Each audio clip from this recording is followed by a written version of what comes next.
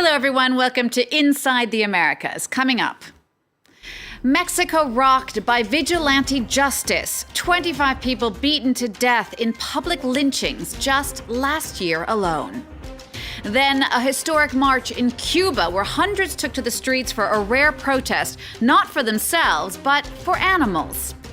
And March Madness wraps up with a big win for Virginia and lingering questions about whether or not college basketball players who bring in $1 billion in business should finally be paid themselves. I'm Jeannie Godula. First, Donald Trump cleaned house this week in what looks to be a crackdown on immigration policy. U.S. Homeland Security Secretary Kirstjen Nielsen resigned in the midst of Trump's growing frustration and bitterness over the number of Central American families crossing the southern border. Reports say she refused the president's order to shut down a border crossing in Texas and bring back the family separations policy for migrants. Trump campaigned on a promise to secure the border, and he's thrown virtually every option his aides have been able to think of at the problem. He has sent out the military, signed an emergency declaration to fund the border wall, and threatened to completely seal the southern border off, a potential choice which would make life very difficult for the people who live there. Emerald Maxwell reports. It may have Trump's name on it, but this newly rebuilt section of border fencing was actually ordered under the Obama administration. The current US president nonetheless showed up to take credit for it and took the opportunity to warn would-be migrants to turn around. Seeking to regain control of immigration on the US's southern border is becoming ever more crucial for Donald Trump ahead of his 2020 re-election campaign.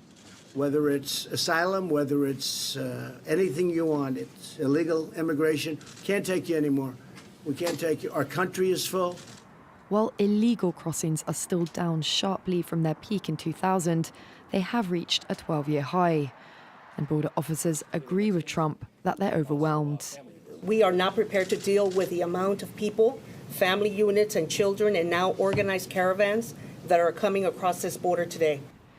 Local people, on the other hand, are less happy about the hardening border. The rebuilt section of fencing runs between the Californian town of Calexico and the larger Mexicali in Mexico. The two towns are really one metropolitan area. The frontier fuels their very existence, and people from both sides are drawn here for the opportunities it creates.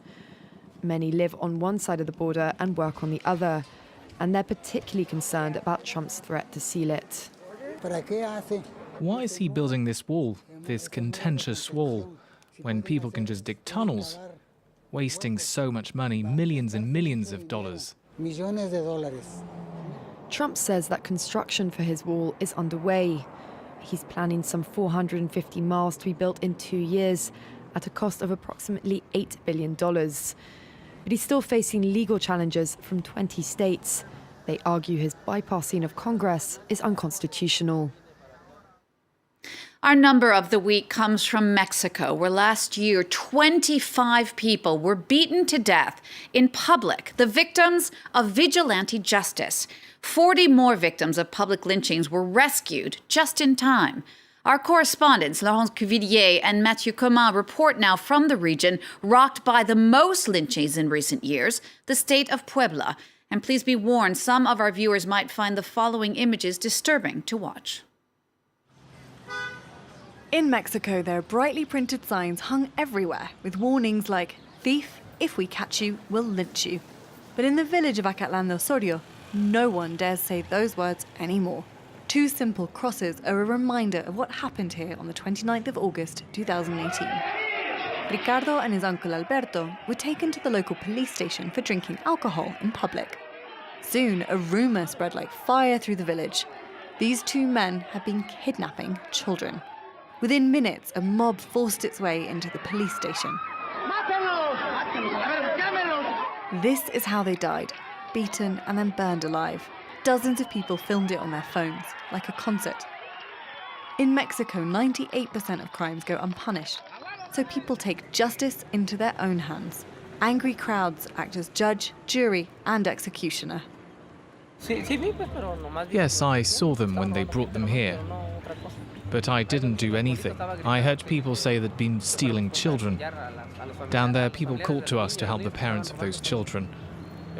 But the parents never materialized. Sociologist Elisa Godinez has seen the phenomenon spread in this era of social media. Before smartphones, images from lynchings didn't get shared around. And most importantly, there were no social networks to spread rumors on. We have to remember that rumors are a key factor behind lynchings. Ricardo was a law student. His mother Maria had been working in the United States for several years and watched on her phone as her son was killed. On Facebook. They broadcast it live on Facebook. People from here filmed everything. And then the next day, everyone realized that they were innocent. When I saw it happening live, I wrote, "Don't kill them. That's my son." But I was in Baltimore in the US. Now Maria has to live alongside her son's killers for as long as the case lasts. And the family's lawyer is preparing for a long and difficult trial. I wouldn't call it a lynching because in judicial terms, it's a homicide. A murder carried out by hundreds of people. There were so many people. The ones who paid for the gasoline, the ones who dragged them along the ground, the ones who hit them, the ones who spat on them. So many guilty people. When a whole town is guilty, getting justice is complicated. Caught in the heat of the moment, those involved might justify their violence. But when the cold facts of what they did become clear, no one wants to speak up. So far, almost no lynchings in Mexico have led to convictions. This week in Cuba, over 400 people made history. They took part in a public march through the streets of Havana, trying to push through an animal welfare law. Children, adults, and the elderly took part in that rare protest, many accompanied by their pets. A paw in the door for democracy in Cuba. These proud pet owners are saying no to animal cruelty. Hundreds marched peacefully in the capital, Havana, calling for a new law on animal protection. This march marks the before and after in animal protection in Cuba. It's a historic event. It wasn't just about animal rights, though. Sunday's march appears to be the first independent protest in Cuba. Previous demonstrations had until now been restricted to those organised by the government, including celebrations of the 1959 revolution, religious processions, and an annual march for gay rights. The new government has been receptive to these calls from civil society and has changed its policy as a result. It's a sign that they're starting to recognize civil society and its role in Cuba. Others are more skeptical and say public events remain strictly controlled by the Communist Party, the latest example being the contemporary art fair in Havana. They issued a decree in December which forbids Cuban artists from exhibiting their work without the approval of the Ministry of Culture. So then, dissident artists who wanted to avoid censorship, they got together and called on foreign artists to come and join them, to organize their own counter-fair. That led to the arrest of the counter-fair's main organizer, Luis Manuel Otero Alcántara, who later denounced what he said was the Cuban regime's hypocrisy, a regime that tolerates animal rights defenders but still puts political opponents in prison. College basketball fever gripped the U.S. this week as Virginia got its first ever NCAA win, beating Texas Tech. The Cavaliers won 85-77 in an overtime thriller and amazing end to a month of March Madness that fills the sports pages every spring. The inter-university basketball tournament is big business. It's watched by 100 million viewers and brings in $1 billion in TV rights to the University Sports League. And that's got many wondering just why the student players themselves aren't being paid. 500 kilometers from home, the Morgan University Orchestra has come to support their team. The players are trying to qualify for the March Madness tournament, the most prestigious college sports competition in the United States. It's a grueling rite of passage that demands dedication and hours of training, but it is also a necessary step to become a professional NBA basketball player. When they play ball, it's a job. They have to commit to them completely. It's not guaranteed that they're going to make it to the NBA, and you look at the time and commitment that they give is just as much as when you make it to the NBA. In the country with the world's highest tuition fees, only a small minority of athletes receive a university scholarship. The University League sells TV rights for $1 billion a year, and equipment manufacturers sign multi-million-dollar contracts with universities.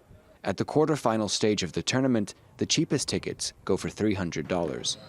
Some are demanding reforms to college-level sports and believe that athletes should be paid for their work. What they receive in terms of a scholarship is not fair market value based on what they're, particularly the elite players, what they're generating. Well, it would have definitely taken the burden off my mother and father. And then you don't also want to be in that position of, desperation, where a lot of us feel like if we don't make it in professional sports, then we don't make it. But there's pushback from universities who argue it's not possible to pay players and continue to afford to offer a variety of sports on campus. Right now, athletes are not paid, and that allows any money that is made from football and basketball helps to pay for all the other non-revenue sports. But if you start paying athletes for football and basketball, that's where all the money will go, and there will be less money or no money to support all the other sports. In recent months, David West has joined the promoters of a league that promises to pay students $50,000 to $100,000 per year in addition to scholarships. The challenge is to find investors and TV broadcasters by summer 2020 to attract the players. That wraps it up for this show. See you soon on France 24.